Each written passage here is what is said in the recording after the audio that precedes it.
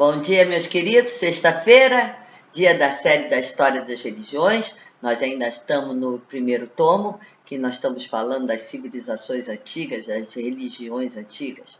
E agora, hoje, nós vamos falar sobre Marduk, os deuses babilônicos. Então, quem gosta do tema, quem está gostando das aulas, se inscreva no canal, não perca a oportunidade de acompanhar, toque o sininho, porque toda vez que eu postar, toda sexta-feira é a aula de História das Religiões, então é só você estar no canal às 11 horas da manhã, que eu posto toda sexta-feira às 11 horas da manhã a série da História das Religiões. Quem gosta do tema, será um prazer recebê-los. Eu sou a professora de Teologia no Rio de Janeiro, Maria Alice, e eu tenho canal de estudo teológico e sou também professora de História. Eu tenho uma pós-graduação em História Antiga. Então, quem quiser, venha para o canal, compartilhe, dê o seu like e vamos levar conhecimento. Importante, em vez de levarmos fofoca, vamos levar conhecimento. E é isso aí. Vamos nós. Meus queridos, vamos falar sobre Marduk. Como é apresentado na Bíblia, ele é um deus protetor da cidade de Babilônia. Pertence a uma geração tardia de deuses da antiga Mesopotâmia. Era filho de uma relação incestuosa entre Enki e Ni-Usargi, foi pai de Dumuzi, que seria o bíblico Tammuz, que corresponde ao deus egípcio chamado Osíris, que as pessoas conhecem mais. A sua consorte é Sarpanitu, os nomes são complicados.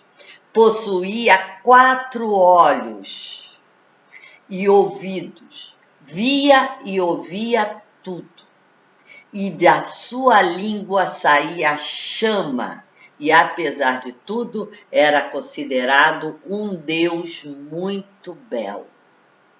Com a ascensão de Babilônia, capital das coligações dos estados do Eufrates, o rio Eufrates, sob a liderança do rei Hammurabi, torna-se também o deus supremo dos panteões dos deuses mesopotâmicos.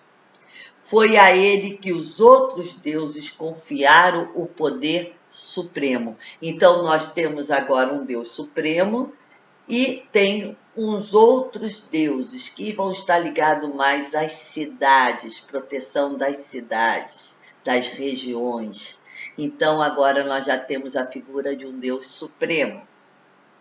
Foi o vencedor do monstro Tiamat, que personificava o caos primordial. Dividiu em 2 partes, com a qual foi formado o céu, onde se colocava. Isso é a mitologia mesopotâmica. Então, ele vence o monstro, Tiamat, e esse monstro será dividido em 2 partes. Uma parte vai dar origem aos astros, a formação do céu, e a outra parte, a terra, onde vai estabelecer a residência dos principais deuses. Os deuses, não se esqueçam, que aqui, quando a professora fala em deuses, estou falando em Deus e em deuses com letra minúscula. Os deuses queixam-se de não terem sido adorados. Eles gostam de ser adorados. E por isso Marduk cria o homem.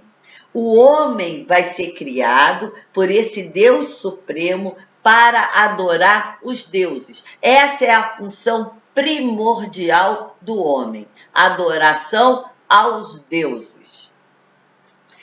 E com isso, os homens têm que levantar templos para os seus deuses, para adorar. Foi o vencedor do monstro Tiamat que vai ter o maior templo, que é Marduk. Então, com isso, o Código de Hammurabi, ele vai fazer uma menção na abertura e na finalização a Deus Marduk. que é chamado também de Merodach pelos hebreus. Esse Marduk ou Merodach é o mesmo Deus. Nós encontramos esse termo Merodach na Bíblia, no livro de Isaías, capítulo 39, versículo 1. Encontramos também em Jeremias, capítulo 50, e também no livro de 2 Reis, capítulo 25, versículo 27. Então, nós encontramos já a menção de Marduk, que é Merodach também para os hebreus, dentro da literatura bíblica. Marduk foi declarado por volta do ano 2000 a.C., Deus Supremo de Babilônia e dos 4 cantos da terra, após vencer as disputas entre os deuses da terra. Marduk não se conformava com o fato da família de seu tio, que é chamado Enlil, e dos seus primos Namansim e Nunurta, não ratificar seu pai Enki como Deus supremo entre todos os deuses. Após seguir a supremacia, Marduk chama para si a responsabilidade de todos os atos do planeta Nibiru, ou que a gente entende que Marduk, quando ele se choca com Tiamat na formação de todo o sistema solar, o evento contado nas plaquetas sumérias, se lembra que a gente falou que os sumérios, as escritas, vão ser umas plaquetinhas de argila? Então, nessas plaquetas vão relatar essa batalha celeste que acontece no cosmos entre Marduk e Tiamat. Tá? E isso a gente vai ver que o Criador do homem era venerado no templo de Exagil, em Babilônia. Agora nós vamos começar realmente a estudar as religiões mais conhecidas na pós-modernidade. Então nós vamos estudar a religião do Vale do Indo. Vamos estudar o hinduísmo.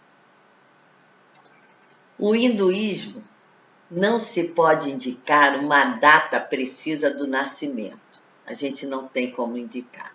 Mas sabemos que no 3º milênio antes de Cristo, havia junto dos rios Indo e Ganges uma civilização bastante avançada. Entre os anos 2000 a 1500 a.C., o povo ariano destrói essa civilização e estabelece ali a religião védica, dos Vedas.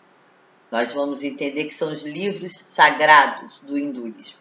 Veneraram muitos deuses, entretanto, aparecem os Upanishadas. Os nomes é complicadinho. Que forneceram uma nova tradição à cultura Veda, dos Védicas.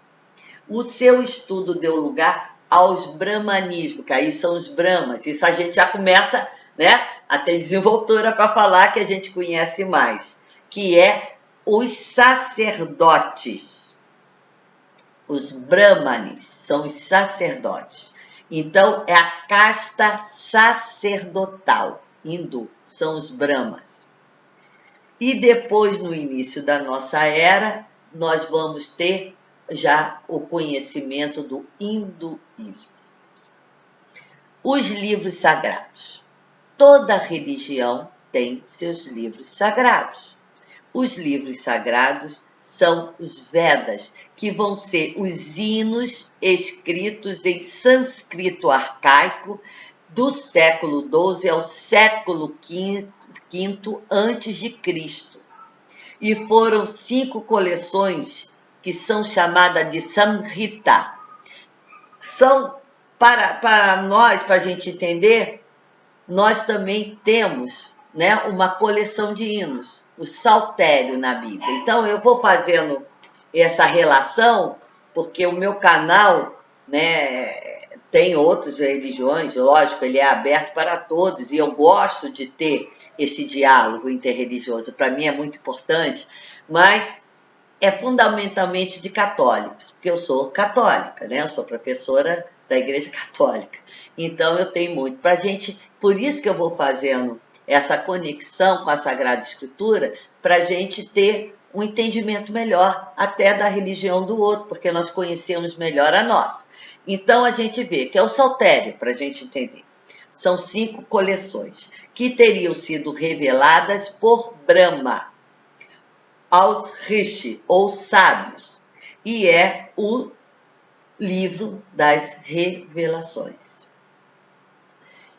Nós temos, a partir desse livro maior, essa coleção de 5 livros, que nós vamos ter também uma coleção de 5 livros, né, que é o Pentateuco, que é um livro também da revelação de Deus, né, da lei a Moisés, não é isso? Então aqui ele vai ser separado em Rig Veda, que é composto por 1028 hinos dirigido à divindade. E Yahu Veda, que são as fórmulas de sacrifício, seria o Levítico para a gente, composto por 5 coleções de formulação poética. O Sarna Veda, que são melodias correspondentes a muitas estrofes, acompanhada por músicas. São os salmos para a gente. O Atharva Veda são os contos mágicos compostos de trechos cosmológicos, místicos. Os Vedas vão ser comentados, explicados e completados por outras obras. Então, é muito semelhante. É isso que eu falo. As religiões têm muito mais semelhanças do que dissimilitudes. Então, vamos conhecer essas semelhanças. O que eu quero mostrar para vocês são essas semelhanças, para a gente começar a entender melhor o outro e ter uma escuta melhor do outro. Então, nós temos as outras obras, né? Na Sagrada Escritura, nós vamos ter também, né, as outras obras. Quais são as outras obras? São os escritos, são os livros proféticos e depois o Novo Testamento, né, que vai ser toda a compreensão do Antigo, né, plenificada por Cristo Jesus. Então, aqui nós temos também outras obras que vão explicar e comentar os Vedas. Brahma vai ser uma série de livros que serve de comentário explicativo aos Vedas, que guia os sacerdotes no sacrifício. Aí nós vamos ver o Mahabharata, que são os poemas, longos poemas escritos ao longo de alguns séculos. É constituído por fábulas, por dissertações morais, sendo mais célebre o canto do bem-aventurado. Então existe o canto do bem-aventurado também nos Vedas. Fundamento particular da devoção. Quem é o bem-aventurado? É Krishna, né? Para nós é Cristo, para ele é Krishna. Por isso que Jesus Cristo é considerado Krishna, porque ele é o bem-aventurado. E ele vai ensinar como deve o povo ter uma conduta correta. Ramayana é o mais antigo poema épico religioso. Compõe de 50.000 versos e conta a história do herói Rama, que vai ser a encarnação de Vishnu, que é um deus. Vamos entender um pouco dessa fé. O hinduísmo vai professar 3 deuses principais.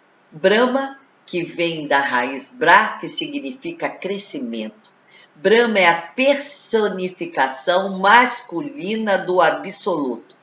Pai e origem de todas as coisas, Criador do universo. Então, Brahma é o Deus Criador do universo.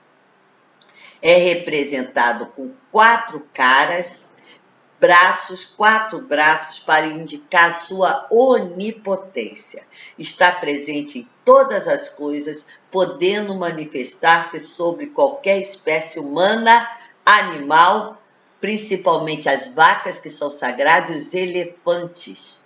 E mineral, o rio Ganges. Agora nós entendemos por que o rio Ganges é sagrado, porque ele representa o Deus Supremo, que é Brahma. Aí a gente entende. Agora, meu Deus, que porcaria aquele rio. Não, o rio é sagrado. Por isso que os corpos são colocados, por isso que todas as oferendas são colocadas ali, porque ali representa também o Deus Brahma, que é o Deus superior. Assim se revela um panteísmo. Vishnu é a divindade solar, que preside as coisas criadas, conservando e a fazendo a prosperar. O Sol realmente é fonte de toda a energia da Terra. Vishnu é chamado também de o Destruidor. Entre muitos outros deuses, podemos mencionar também Rama e Krishna, descendente desse deus maior que é Vishnu. O hindu acredita na reencarnação das almas depois da morte, segundo os méritos. Acredita também na possibilidade de libertação do homem no ciclo dessa reencarnação. A ética hinduísta consiste em 4 noções. É preciso aspirar à virtude, mesmo em detrimento de certos bens materiais. A virtude é a prática da não violência. Ser virtuoso para o hindu é não praticar violência. Tem que sofrer pelos outros. Os vícios vão conduzir ao destino demoníaco, que vai ser a transmigração. Na próxima aula vamos ver o culto. Espero que vocês tenham gostado. Vai lá, se inscreva no canal, dê o seu like, adquira a sua apostila para o melhor conhecimento da matéria. Obrigado a todos vocês, um feliz final de semana rico em saúde, alegria, felicidade e muito amor.